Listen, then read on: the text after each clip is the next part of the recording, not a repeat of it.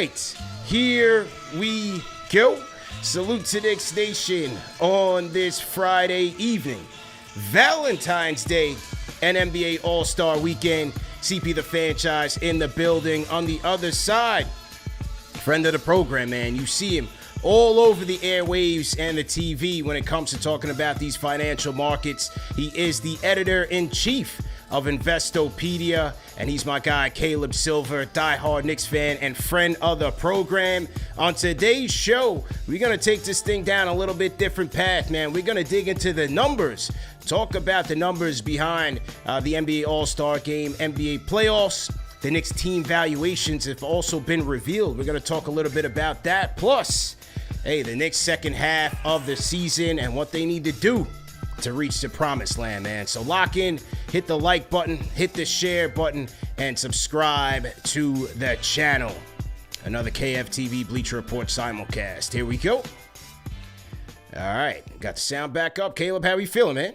Happy Friday. Feeling good. Man. Love is in the air. Happy Valentine's Day. Happy All-Star Weekend. We got two of our guys in the All-Star game, making it rain, shot calling out there in San Fran. So I'm excited for that. Yeah. I'm also excited to be at the All-Star break finally. 36-18, can't complain. Feeling pretty good as a Knicks fan, but, you know, there's concerns out there. Sure. Happy to be with you. Shout out to Knicks Nation. Shout out to KnicksFanTV, the #1 show for the fans, by the fans. God be with you. Absolutely, man. And, you know, what I love about, the content that you make is how you break things down. As I said, you cover the financial markets primarily, but let's go inside the game of basketball, the game of the NBA, man. Because as you said, it is All-Star Weekend, and this is a big revenue generator for the NBA and for the players alike. Yeah, record number of advertisers honing up for this weekend's All-Star festivities, 52. According to some reports. That's a lot, and they're sponsoring all kinds of things, from the dunk contest, from the pre-games to the rookie games and the shooting stars to the big games. So a lot of money involved, money for the players too. That's always interesting to watch, and a good time to sort of evaluate what's happening with the dollars and cents inside the league, because this is a business.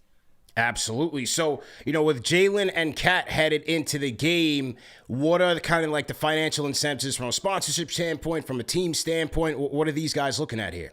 Well, we have a really different format this year for the first time in the All-Star game. Do you remember what the score was for last year's all-time All-Star game, CP? No clue, man. I don't remember. Oh, 211 to 186. The East won. Dame got the MVP. You can't have a game with 211 points. So they've blown up that format. They're going to more of the shooting stars format. Let me explain. It's a 4-team mini tournament, which replaces that traditional East-West tournament, right? 2 semifinal games to 40 points. The championship game to 40 points. You got 24 All-Stars selected. They're drafted into 3 teams, and the Rising Stars winning team comes in as the 4th team. So very interesting, different format. It should be a little bit more exciting and fun to watch. And big money-ish if you win. So the players, the winning team players, total prize pool, $1.8 million CP. Winning players, $125 grand each. The runner-up players get $50 grand each, and the semifinal team players, $25 grand each. So if somebody gets a little something, no matter what, and then you got the prizes for the dunk contest and the three-point contest as well. Yeah, what do you think about that new format? You got Team Shaq, Team Kenny, Team Chuck, and then Candace Parker is going to be leading the winner of tonight's Rising Stars Challenge. Look, they're trying to make the thing more appealing, more entertaining, but the players got to play hard. What do you think about them chopping it up this way?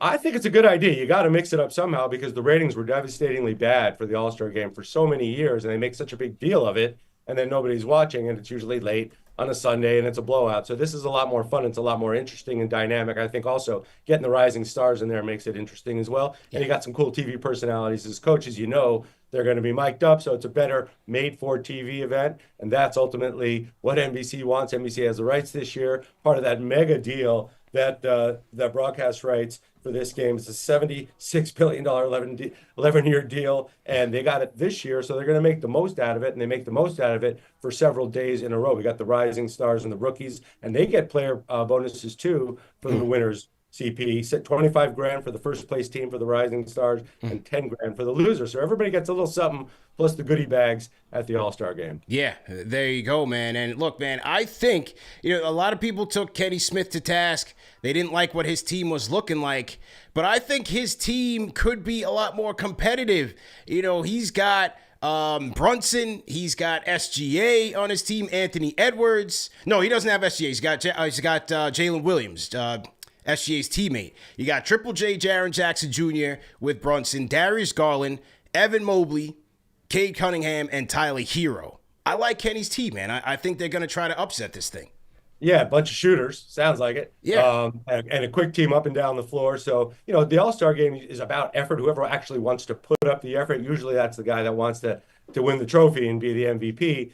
But if you got younger guys, and especially these younger shooters that we have out there in the league right now, playing hard, playing for that bag, and also wanting to actually win this new format, it's going to be a lot more exciting. So I'm down with that. I think it's going to be good TV, like I said, and you got a lot of interesting players in the mix this year. And of course, we got two of our best out there representing the New York Knicks. Yeah, man, absolutely. Shout out to Jalen and Carl. And speaking of Carl, his team is going to be comprised of, I do like his team, though. He's got the MVP Nikola Jokic. You got Trae Young in there replacing Giannis, SGA, Wemby, Siakam, Alperen Sengun, and the Spider Donovan Mitchell. I do like Karl Anthony Towns' team in this one, man. That's a super team if I've ever heard one. You got the height, you got the shooters, you got the ball handlers there. I mean, who's going to be able to take it inside on that team? So that should be really fun to watch. Yeah. Good thing for all the coaches around the league to watch too. And I mean, when you put 3 7+ footers out there and see how much you can guard the perimeter, it's going to be very interesting. Yeah. And then, with Candace's team with the Rising Stars, like I was thinking, in terms of them, in terms of the goal of making them play hard, like I was thinking like that might kind of be the pace setter, if you will, to kind of, push these guys a little bit, because the Rising Stars, one thing about them, they always play hard. That's why I watch it like tonight, because those younger players, they go at it, man. They've had some good Rising Stars games, so that winner could be looking to upset here. And as you said, with the prize money up there, they might be looking to steal the show. Yeah, they say youth is wasted on the young, but not in the NBA. We got some of the best players that are under 23 years old right now, running up and down the floor, who are playing like veterans. These guys are incredible. So I wouldn't be surprised to see them go pretty far in the tournament as well. And now that there's this much more interesting format, I think, these teams are going to want to compete to win the first of this type of format, just for the bragging rights alone, not to mention the $125K if you win. And that's going to make the weekend a lot more fun. $125K. And speaking of the weekend, man, as I've gone to several of these, I'm not going to be able to make it this year, but as I've gone through the years, you see the infusion of these brands, the infusion of culture, and just a lot of marketing dollars to be spent there between the parties and the activations. What have you made of that in terms of the NBA, in terms of increasing their exposure through these various brands? Oh, like I said, 52 advertisers alone wanting to show up at All-Star Weekend. I was at one about 10 years ago, and definitely wasn't that big, but you could see what was to come. But now that we have social media, everyone's got their own channel. It is a huge, influential weekend for the NBA, for its players, for the brands that represent the players. So everybody's all in on this, even if you're not one of those paying 52 sponsors or State Farm when you're sponsoring the dunk contest, or Starry. It's actually Starry on the dunk contest, State Farm on the 3-point. Even if you're not one of those, you're going to get brand representation, and the players are going to make the most out of it. So for every player and their family, there's probably an entourage of 2 or 3 videographers, clipping the social media, putting that up right away. Probably a lot of brand activation, as you mentioned, with brands that aren't even there as official sponsors, but want to do something fun with the players, asking questions, put it on Instagram. So huge money weekend for the NBA, its players, and that whole ecosystem of advertisers that surrounds it, which just gets bigger and bigger all the time. Yeah, and it's really become like a big convention, man. And that's what I think the NBA does very well, starting with Summer League in Vegas. I mean, Summer League, same thing, man, with the brand activations, and literally everybody's there. The who's there, from owners all the way down to players. You run into everybody there, and so it's a great opportunity for more exposure for the league, which will trickle down to their audience. And of course, they're targeting a lot of the Gen Z, Gen Alpha audience through the social clips and things of that nature. So I'm sure we'll see some of that, especially through the broadcast, whether it's with the Turner and Bleacher Report, House of Highlights. You will see that that content catered to the younger generation for sure. Yeah, all day, all night on every single channel all over the world. This is a global game. David Stern pushed that, and he pushed this merchandising, the NBA. He didn't know how far it would go, obviously, but that's been carried over through Adam Silver's tenure there. And marketers around the NBA know this is Yeah. very big business, and it's good to see the NBA players, making the most out of their influence as well. Now, compared to the All-Star game, how do the playoff payouts differ? The Knicks obviously will be headed for the playoffs. What do you think in terms of the purse there? How does that differ? Yeah, it's $34 million for the total playoff purse, which is a little bit higher than last year. It goes up a little bit each year. Each of the 16 participating teams receives 453 grand for the conference semifinals. The 8 teams advance, receive 552 grand each. This splits among the players, by the way, and some of the staff. The conference finals, 4 teams are awarded $923,000 each. Finals runner-up, that team gets $3,692,000 CP. So there's big money. The champion now, $8.54 million. You got to split that, obviously. And their player incentives, we don't know the individual details of each of the players. That's all in their contract. But we know the players in the past that have reached the playoffs or certain rounds of the playoffs or the finals or winning the finals and the MVP, they can earn millions more in additional bonus incentives from their contract. So there's a lot of money at stake there. And what's interesting, I was digging in to the collective bargaining agreement. I don't know if you've ever poured through that thing. It's fascinating. But if players want to give money to the staff, not the coaching staff, but the personnel that support the organization, they have a cap on how much they can do. I think it's 5%. So very interesting to see how that works as well, because they're part of the organization as well. They got them into the playoffs. They support these players throughout the year. So it's interesting little rule there in the CBA that I.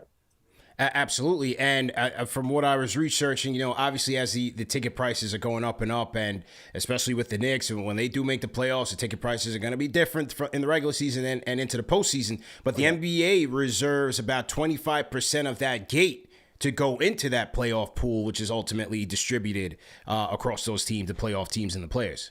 Right. That's why sometimes it takes a little while for them to determine what the size of the playoff pool will be, because they're looking at the total revenue pool. They have a very complicated equation in the collective bargaining agreement that explains how that's supposed to work. So sometimes that number could shift a little bit, but we know that these player pools have been going up every single year because of the agreement and because of how much money is involved in this overall enterprise. CP the franchise, my man, it's Caleb Silver on the ones and twos. Happy Friday to Knicks Nation. NBA All-Star Friday. Hope everybody is doing well. Salute to our franchise channel members in the chat. Salute to everybody watching on Facebook as well. Caleb, speaking on the Knicks, today CNBC has released their NBA valuations, and the New York Knicks coming in second place, valued at $7.5 billion, coming in second place behind the Golden State Warriors. What did you think about when you saw the report? Well, when I hear a word like valuations, my ears perk up a little bit, because I'm always interested in how you're valuing, or how CNBC in this case values the team. We know there is standard valuations that we do in finance, and we'll get into that in a second. I want to get into the methodology because it's fascinating, but also brands, NBA teams are brands at the end of the day. So they may have an enterprise value, which is what CNBC is measuring, and I'll explain that in a second, but they also have a brand halo value that goes with it. And sometimes that price tag can go a little bit higher. So you mentioned Golden State, $9.4 billion. The Knicks, $7.5 billion. Then it's the Lakers at 7, the Bulls at 5.8, the Rockets at 5.7, the Brooklyn Nets at 5.6 billion. And then you get the Celtics, the world champs, $5.5 billion, Clippers at 5.4, the Heat at 5.1, and Dallas at around 5. That valuation may have gone down in the last few weeks. We'll talk about that in a second, because as it turns out, Dallas is one of the biggest. It has the most capacity, has sold the most seats in the NBA so far this season. We'll see if that continues. So back to the valuation, which I find fascinating. CNBC does this by looking at what we call the enterprise value. That's the equity plus the net debt, and they calculate that using revenue multiples based on what they call historical control transaction prices. Now, that's complicated, but that's a way of saying they're looking at how much equity is in the team, how much profit the team generates, how much sales the team generates over its overall debt, because a lot of these teams operate with debt. That's how these owners are able to finance these huge purchases and the arena builds and everything else. So that's the enterprise value. So they look at that, and they look at the arena, right? They look at how long that arena is in place. Do they own the arena? Do they lease the arena? In the case of like the Clippers, when they moved in the Intuit Dome, right? That affects the valuation, which is why you see the Clippers high on that list. And then they look at, what we also call figures for revenue and EBITDA. That's earnings before interest, taxes, depreciation, and amortization, what Warren Buffett calls earnings before all the important stuff that you actually have to pay. But that's how franchises are valued. And then you get to those numbers,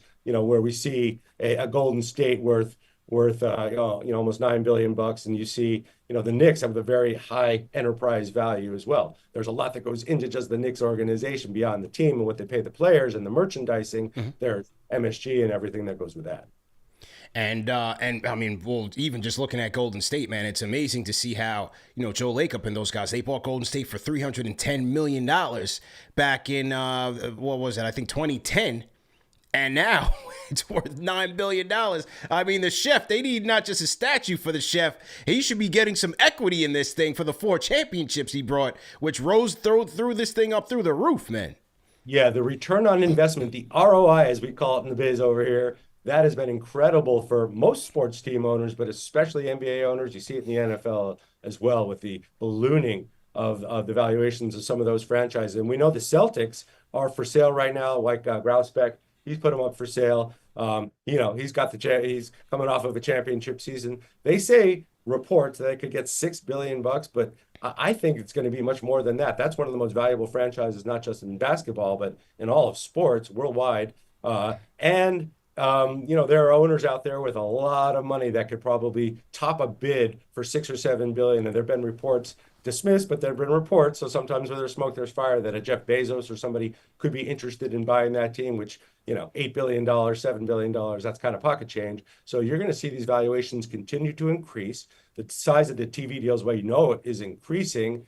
The player packages are going to be increasing as well with the new bargaining agreement. So lots of money in all different pockets of the NBA, just getting bigger and bigger and bigger. And you talk about the value of the arena that gets factored into this. Obviously, with Madison Square Garden, you have the Knicks, you have the Rangers, you have the concerts, all of those controlled by James Dolan. How is that, impacting things from a stock price, from a stock perspective? Yeah, people may not know this, but the Knicks are part of a publicly traded company called MSG Sports, right? That includes the Rangers as well. I believe that includes the Liberty. And that is sort of the stock is based on the value of all those teams and what happened and the merchandising and everything that goes with that. That stock, just looking at that stock, down 6% year to date. We're only in 5 weeks, it's 6 weeks into the year, up 11% over the past year, trailing the stock market by about 50% there, only up 20% over the past 3 years, and only 64% over the past, 5, or as long as it's been publicly traded. So you're not getting a great return on your investment. It hasn't increased in value like you think it might with the ballooning of these franchises. And then the other side, CP, is MSG Entertainment, right? That's the Garden, right? That's the Beacon Theater. That's Radio City Music Hall. That's the Chicago Theater. That's the theater business. And that stock is even worse. Looking at the performance there, down, up actually 8% this year, but it is still trailing 3.5% in the past year, 18% only in the past 3 years. So it hasn't been a great investment from a publicly traded investment perspective, but for the valuation for the Dolan family, it's been pretty good, just not something you want to invest in. Invest in the team, maybe not the stock. Maybe not the stock. And then from an MSG network side, you have the current rift between MSG and Optimum. Optimum threatening to drop MSG altogether as of right now. You have a lot of Knicks fans in the dark, especially we hear those complaints all the time on Instagram, on Twitter. Guys like, man, I can't even watch the game. It's helping us because they're watching CK2K on play-by-play, do the damn thing. But you're getting this rift here. The New York Governor Kathy Hochul's getting in the mix, saying you guys got to come to the table over the subscriber fees, which MSG's charging Optimum $10 per subscriber. Optimum saying that's way too high. What do you think of this rift so far, man?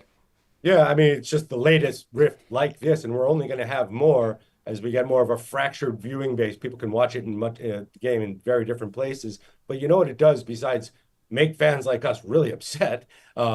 It disrupts the advertising flow because advertisers don't know if their spots are going to appear, and they may have guaranteed those, bought them up front from MSG, thinking that they're going to get a full season run there, and all of a sudden it's disrupted, and a huge chunk of the viewing base can't view it.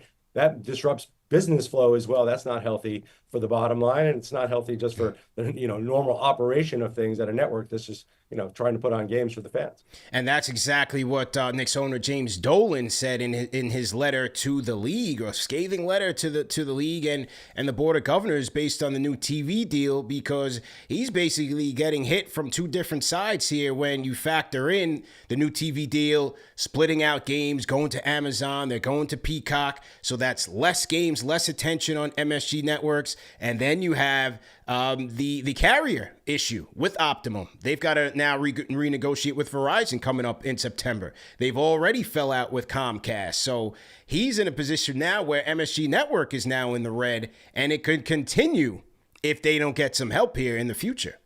Yeah, it's pretty precarious. And like I said, I think it's only going to get worse just because there are so many options right now in different ways to access these games. And the NBA has enabled that by selling rights wherever they could. And that's the way they want to operate. And that's the reason that the valuations have gotten so big. But at the same time, it's come at the expense of the fans. And then going to the game, as you well know, is very expensive. And almost prohibitively expensive. The Lakers have the most expensive seats on average in the league, over $700 there. And you know what it's like to get into a Knicks game, even on a team. If it's against an unpopular team, you're paying a couple $100 at least. You're taking the family. You could drop $800, $1,000 in no time just trying to take the family to see a Knicks game, because they're jacking up the price of those seats as well, and they're precious. And a lot of stadiums are selling out. A lot of teams are selling out on a pretty regular basis. So it makes it. That scarcity just keeps driving prices high. Driving up. And right now, I think the report was that the average cost, or the lowest cost in terms of average to get into the Knicks game, is like $122. So right. That's up at the top. You got to bring your binoculars down there. Yeah, but we were together for the Laker game, and for the party at Slate. Shout out to Slate. Had a great time, even though we didn't have a good game. Right. But people were trying to get tickets last minute there. The resale was $600 for the worst seat in the house. Right. And when you got a big team like that, and they're a pretty big draw. When I was talking earlier about the teams that have the best attendance, it is or was the Dallas Mavericks at the American Airlines Arena there. 542,000 fans have gone so far this year. Sixers, number 2 on that list. The Knicks, number 3 on that list. Then the Bulls, then the Nuggets. The Heat, Cavs, Timberwolves, Pistons. So, Dallas was packing the house until they traded off one of the most popular players on the planet. And then the player they traded for, AD, sadly getting hurt. So it's going to be, that could be a number we see trending the other direction, CP, going forward. Big time, man. There is an outright mutiny going on in Dallas right now, man. Jason Kidd don't want to answer nobody. Mark Cuban flipping people off at the games. It is getting downright ugly. People bringing caskets. Nico Harrison needs security out there. It's getting ugly, man. And yeah, especially, you said the Knicks are third in attendance? Yeah, third in attendance. Yeah. I think so far we've packed in 574,000. Actually, they look like they're second. No. They're on an aggregate basis. 19,812 on average. Pretty good. Yeah. And been pretty consistent even when we were terrible. Sure. And now, the Knicks Nation has never been more proud and stronger. And you can tell just by the growth of your channel and how into it people are walking around the city. Love seeing those KFTV hats everywhere I go, and Knicks Nation jerseys out there. So good. Absolutely, man. With what's going on in Dallas, you have the Sheldon Addisons, based on the reputation with them that was around the markets. Are you surprised at what they did with the Doncic trade, just based on their reputation? Like, what do you think in terms of how they're managing this thing? Is it just being shrewd business people here, or what do you make of what's going on there? It's kind of crazy, man. Well, billionaires stay billionaires for a reason. They know how to protect and save their money. And I think they looked at the prospect of signing a long-term deal with Luka, and you couldn't really, I don't know if they had a great buy from him or what.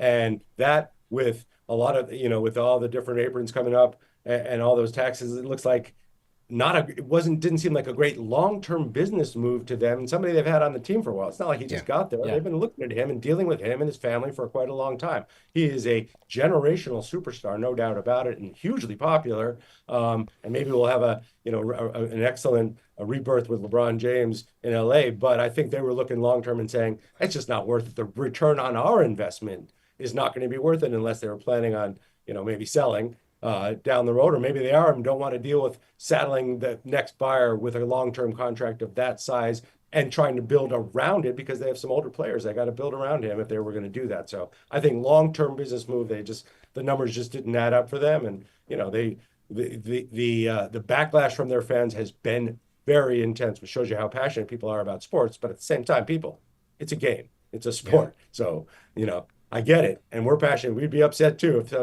if Dolan traded our best player, and that would be rough. But these are business decisions made by very rich people who know how to save and protect their money. Yeah, true points. Good points, man. On these Knicks, 36-18 as they head into the All-Star break. What are some of the things that you're looking forward to in this second half, man, as they make this final push for the playoffs?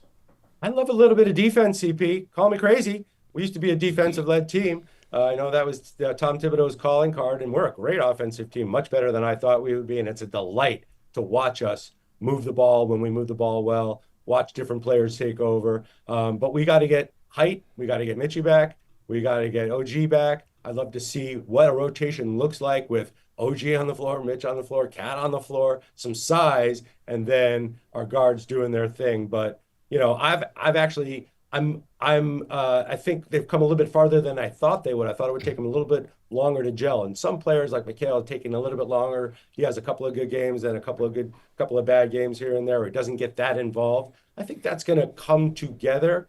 May not be this season all the way to the mountaintop, but I'm praying for it. But you can see the cohesion. And when we're good, we're really good. But when we're bad, like we were against Boston the other night and against some of these better teams, we're terrible. And the lane is open like a Kmart on a Sunday. You can run right down that lane and jam it on us. And it seems like there's one highlight reel after the other of guys just taking it down Broadway and dunking in our face. That's right, man. And that's, for me, is going to be the key, man, is how this defense comes together. Can it improve and get to a true contender status? Because the way in which they're operating now, it's just not there. But it's because, in large part, that their key pieces are not there. And OG Anunoby and Mitchell Robinson. And by the way, they're two most injury-prone players. So their timetable for getting back, when they get back, how this team looks from a chemistry standpoint is going to be key, and then we'll take it from there. But offensively, I think they're going to still be loaded. I love how the bench is coming together from Precious to Deuce.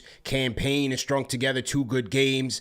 We'll see what happens during the buyout market if they can pull a rabbit out of the hat there. Does TJ Warren get that last roster spot? I think he's going to be key because when OG comes back, I would be very, very cautious with him. I put him on a strict limits restriction because he's a guy who plays hard, but he's an injury-prone player. They need him for April and beyond. They can't afford to lose him again to a hamstring, a calf, or one of those soft tissue injuries, man. You put him in the playoff pocket as far as I'm concerned. Make sure we sew up top 4. Yeah. So we kind of know who we're dealing with. And you know what the playoffs are like. Anything can happen. Now, Boston showed us what, when they're playing at full tilt, what a championship team looks like. We're not at that level yet, but there may be a way that we don't have to go through them. But there's still some great teams out there that we got to beat, and we got to prove that we can be as good defensively as we are offensively. We can put it together. Anything can happen. Yeah. I want to wrap this one up with a segment of Worst Take. This is your first one, man. Worst Take, where we react to some of the sound bites concerning the orange and blue around the NBA pod sphere, if you will. And this is from our guy, Stephen A. Smith. Here's what he had to say about these New York Knicks. Let's listen to it and react to it on the other side. Here we go. If you're the New York Knicks, listen, you're pissing me off. I'm really getting disgusted with this organization right now, okay? I understand that you went out there and you got Karl Anthony Towns, who's been lights out. The brother's doing special things. Not but love for my man Cat right there. But I'm looking at the New York Knicks. Where's their identity? The story of the game is that they gave up 149 points. A Tom Thibodeau team has given up 149 points. Where's Tom Thibodeau at? Where is he? This imposter that's on the sidelines. You understand what I'm saying? Looking like Tom Thibodeau. Ain't the Tom Thibodeau that I know and love. Where's the defense at? Do you realize that the New York Knicks, how horrible they are defensively? Offensively, they are off the charts. I think that Jalen Brunson, I heard you earlier, Wendy, top 5 candidate for league MVP honors. The brother is balling out. We know what Karl Anthony Towns is doing. But I'm looking at the New York Knicks right now. No surprise for a Tom Thibodeau team. Ranked dead last in the NBA in bench minutes and bench scoring. I'm so surprised. So now you're questioning their depth, okay? And then defensively, yes, OG Anunoby has been out the last 5 games. Yes, they've been 4-1 in his absence. But their defensive rating is one of the worst in the league. You've got Mikal Bridges, you've got Josh Hart, and still you're looking at a team right now that's giving up points in bunches. The New York Knicks, from a talent perspective, are the 3rd best team in the Eastern Conference behind Boston and Cleveland. We know this, okay? But the point that I'm making is you look at them and their lack of a defensive prowess or identity. There's no way in hell they have a chance against Cleveland or Boston. It's just that they should be able to beat everybody else because they're either bereft of the talent that the New York Knicks have or they just don't have the know-how once the playoffs arrive to really, really pull something off. I know that doesn't seem to apply to Indiana because they beat the Knicks in 7 games last year. But we all know that's because the Knicks were in a walking infirmary. OG goes down. Josh Hart got hurt. Jalen Brunson goes down, etc. Everywhere you look, the Knicks had injuries. But this year, right now, I don't like their bench. I don't like their depth. I don't like their absence of a defensive identity. And I'm looking at Tom Thibodeau, and I'm like, what the hell has happened? Where is Tom Thibodeau? We need the old Tom Thibodeau, the one that actually looked like he cared about defense, because we don't see it. This man is a Hall of Fame defensive mind. I don't know what the hell has happened to the New York Knicks defense this year. I still say they're closer, but only because there's only really 2 teams in the East to be worried about. All right, man. What do you think about that, man? Stephen A. going off. Oh, sometimes he actually says what we're all feeling, but he just lets it rip. And, as Hova says, men lie, women lie, numbers don't. Numbers don't lie when it comes to defense, but also body language. It's important too. And sometimes when you watch us out there, the defensive body language is just sad. And that just doesn't feel like a Knicks team that wants to go the distance. But I know we can turn it up. When we turn it up, and we can do it, you see it sometimes for a quarter. You sometimes see it for a whole game. When we need to turn it up, we can. So that's about turning that light on. And I would love it if the New York Knicks, KnicksFanTV, Knicks Nation makes Stephen A. Smith eat his words, take him back to Philly, and show us that we could actually go the distance or go deeper into the playoffs than we did this year. I think we could do it, but it's about having that heart. And I think when we get our bigs back, and when we get Mitchie back and OG back and everybody on the floor get into rhythm, I think we'll see if we're worth it. Yeah, a lot of Knicks fans, because with Worst Take, whenever Knicks fans hear these things, they tag us like, yo, we got to respond to this. So they did. A lot of Knicks fans sent this to me, and some in disgust and some questioning him. I don't think he was wrong. He wasn't wrong. They don't play defense. They don't play championship caliber defense. And look, I think they can get past the first round with ease. Right now, in a 3-6 matchup, they're slated to play the Detroit Pistons, a Pistons team who has beaten them twice this year. However, I don't see them being able to beat the Knicks in a 7-game series. I'm really not worried about the Detroit Pistons.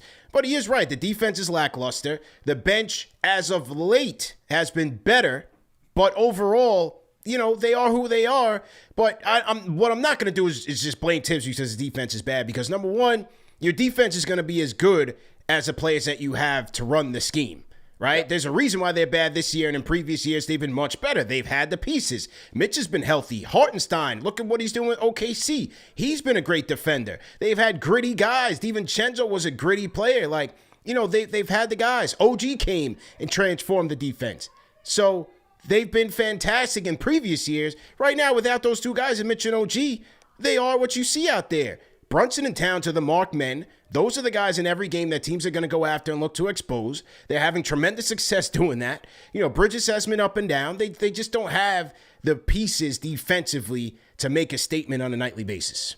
Yeah, and we don't get out to the open 3 when we do have to close and double. Or on the pick and roll, we don't get out. It seems like everybody's always open when they take threes against us, and we just leave the lane wide open. So sometimes we do it, and we have a hard time on ball defending. with some of these really skilled guards out there. And there's so many skilled guards, and they're big, Right. and they're quick, and they can get past us, break us down, and there's a kick out. Seems like there's always an open three, and it always feels like the other team makes it. Doesn't feel like we always make our open ones, but that's getting better too with some players. Yeah, that's a fact, man. But look, either way, I think they can get past Detroit. Detroit's got like a 2.5 game lead up on the 6th seed. After that, you're either going to Boston or you're going to Cleveland. So you're going to have to put up or shut up in the second round. And their chances against those teams is all going to depend on what happens when their two most injury-prone players come back. That's just the bottom line. Yes, the bench is going to get strong, but the bench rotation, once Tibbs shortens it up, it's still going to be Precious and Deuce anyway. So those guys are still going to have to be relied upon to play well, play hard, and be consistent from now straight through the playoffs, man. So, and shout out to Precious. He's been playing hard Yes. and playing well. He was huge the other night, the last 2 nights, making buckets, but also being an aggressive defender and rebounder. We need that. Yeah, there we go, man. Well, Caleb Silver, man, let the people know what you have on tap for the rest of the week, man, and the week ahead. Well, it's Valentine's Day, so love is in the air. Absolutely. Take my wife out for a dinner here and chill, maybe watch some of the All-Star festivities over the weekend. But there's so much going on in the world of financial news and the economy and markets right now, so I'm going to be on TV a lot talking about it. But follow us at Investopedia. Follow me at Caleb Silver. I got a podcast coming out every Monday explaining this crazy world of money and what's going on called the Investopedia Express. Tune into that if you get a chance. I'll be watching and listening to KnicksFanTV every chance I get. You have helped a lot of us, all of us Knicks fans, make it through a pretty tumultuous season so far, and I can't wait for the second half with KnicksFanTV. #1 show for the fans, by the fans. Shout out to you and the whole team over there at CP. Thank you, man, appreciate you. Tell those guys over at NBC, we say salute, man, and enjoy the weekend. Enjoy the Valentine's Day, man. Appreciate the time, man. Thanks, you too. Yes, sir. All right, that was our guy, Caleb Silver, in the building. Salute to everybody in the chat once again, man. Hit that like button, hit the share button, and subscribe to the channel. Great show, man. I really enjoyed this show. I wanted to kind of switch up the vibe a little bit, dig into the money, man, the business behind the game. And so we broke down, the All-Star game, what each player has coming to them. Should they win or lose? The runners-up, how much they're going to get. Playoffs, how the playoff purse is determined. We talked about the valuations of the New York Knicks right now, second in the league behind the Golden State Warriors. The TV rift. There's a lot going on behind the scenes, even though they just signed a $77 billion TV deal. Hey, Jimmy Dolan, the boss, is not too pleased, man. So lots going on. Interesting show. Definitely wanted to go down that path, and my guy Caleb Silver is the guy to talk about it with. You guys can catch him if you guys are watching CNBC, News 12, New York 1. He's about to go on NBC right now and do some stuff. He's on with our guys at Earn Your Leisure, so he's all over the place, man. Talking that talk. Very important stuff. Salute to the franchise channel members in the building. The Shells, I see you, man. Life of a Leo was good. Nostalgic Nick, salute to you. Felix Maldonado, $5 super chat. Philo from H-Town, salute to the H. He says, I want to understand why we are 36 and 18, but media is making us feel like we are losing. Expectations, bro. It's just expectations. I didn't see what Stephen A. said that was all that wrong. I saw everybody kind of going at him, and I like to go at him too when he is wrong. I don't think what he said was wrong. The same issues he pointed out, same issues we point out. If they don't play defense at a championship level, they're not going anywhere. That's just the bottom line. You can walk and chew gum at the same time, right? You can still appreciate the season that they're having. The All-Stars, we got 2 All-Stars. We got 2 guys legitimately in the MVP ladder, even though SGA is the guy. We got 2 guys with All-Star and MVP accolades, or consideration, rather. All those things are great. But in the grand scheme of things, where they want to go, they're not going to be able to get there if they can't play defense. And those same 2 guys are the key weak links in their defense. It's just what it is. We watch the games. We love those guys. We love how they play offensively. But defensively, every coach says, we're going to go at Brunson. We're going to try to get Brunson on the mismatches. We're going to go at Towns in the pick and roll. Once we got him in the pick and roll, if he's in that drop coverage, mid-range, drop the mid-range on him all day. If he's up on the level, hey, it's a race to the basket. And once you get past him, who's stopping you? Okay, now they got to help him. Okay, wide open threes. Bink, bink, bink. You're out of there. So it's a little bit of an issue. It's a little bit of an issue. Life of Leo says we got to get Big Perk in here. We have had Big Perk in here. Big Perk's a friend of the program. Shout out to Big Perk. We'll call him like closer to the playoffs because he's a busy guy. So I don't want to bring him on just to talk about just like regular season stuff. This is All-Star now. He's out in San Fran doing a damn thing and very busy out there. So I pick and choose, when we try to get these guys on, just knowing their schedule and when they might have a little opening. But we will have Whole Team Dot on Wednesday. Damian Dotson coming up on Wednesday. We got a lot of fun stuff, a lot of fun guests. If you guys still have any recommendations, any suggestions on guests you want us to talk to, drop it in the chat. But yeah, we're going to have a lot of people in here. STG Nick, my guy, son from Brooklyn, what's good? How we feeling, man? Will Latimer, what's good? Greg Weiner, how you feeling? My 2 cents in here, always in here. Salute, man. The family's in here heavy. Strive, salute to you. Russell Whiskey, I see you in here. Salute to you guys, man. About to go get the Valentine's Day thing on, you know what I'm saying? Or Valentine's, as we say in the hood, you know what I mean? Valentine's Day. Happy Valentine's Day. Wise guys, salute. What's everybody doing for Valentine's Day, man? What's everybody doing, man? As I've gotten older, I'm like, I can't, I just can't get too into it. It's a little too much hype. Obviously, I took care of the lady, man. I got some nice flowers and everything like that. But, all the going outs and stuff like that, I'm done doing that. I'm done doing that. Anything I'm doing for Valentine's Day is going to be either like, an experience somewhere, a getaway somewhere, or we in the house.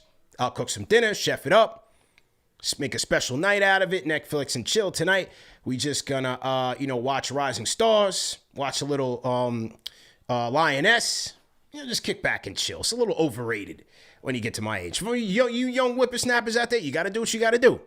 You know what I'm saying? Definitely got to do what you got to do. Get your Manscaped on. Use our code KFTV.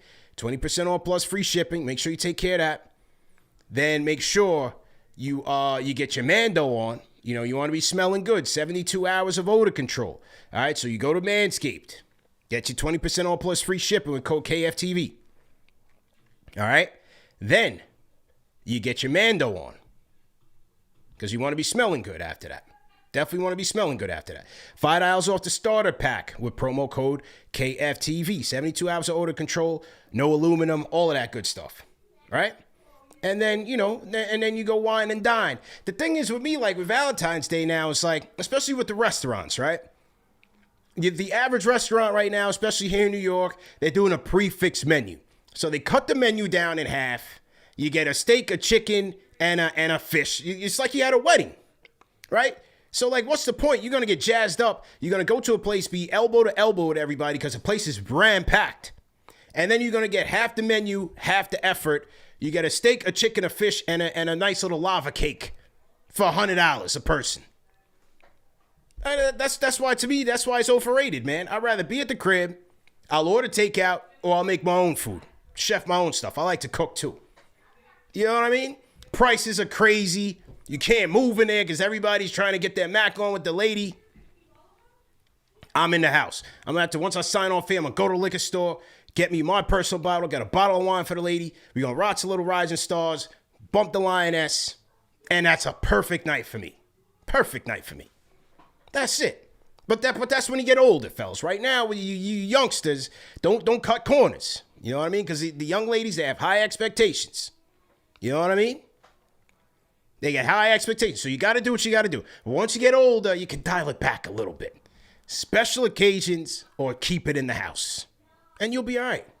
Because if you're really laying your Mac down, if your pimp hand is strong, every day is Valentine's Day, even on the bad days. You know what I'm saying? Just a little wisdom. Just a little wisdom for you young whippersnappers out there. That's why I be having to school Alex, on the show. I mean, he's a youngster, man. I'll be having to give him the game. From all my years of experience.